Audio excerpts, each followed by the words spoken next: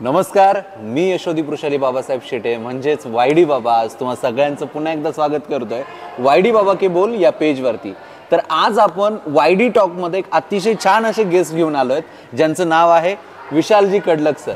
विशालजी कडलक यांना भरपूर जण ओळखतात, पण खास करून आमचे अहिल्यानगरमध्ये यांची एक वेगळीच ओळख झाली आणि ती म्हणजे खास करून संगमनेरमध्ये। आता आपण जाणून घेणार आहोत एक असा विद्यार्थी ज्याचा प्रवास, शैक्षणिक प्रवास ते आज वयाच्या 22व्या वर्षी सर चांगल्या प्रकारे अर्निंग करणारा व्यक्ती म्हणायला तर हरकत नाही, आणि त्यातल्या त्यात एक फेमस व्यक्तिमत्व त्यांच्यासोबत आज आपण मनमोकळ्या गप्पा मारणार आहे, आणि त्याही त्यांच्या अनोखी शैलीमध्ये, त्यांच्या आवडत्या भाषेमध्ये आणि त्यांच्या आवडत्या लँग्वेजमध्ये।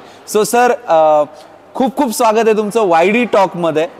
धन्यवाद सर आम्हाला बोलवल्याबद्दल। अरे वा, बढिया। सो वेळ न घालवता आपल्या पॉडकास्टला सुरुवात करूयात। मित्रांनो, माझी तुम्हाला सगळ्यांना रिक्वेस्ट आहे, विशालजी कडलक यांनी खूप गरीब घरातून आणि खूप चांगला असा त्यांचा स्ट्रगलिंग विथ आज सक्सेसफुल झालेला प्रवास आहे। तुम्हाला सगळ्यांना रिक्वेस्ट आहे, आपल्या सगळ्यांनी सरांचं पेज फॉलो करा, व्हिजिट करा।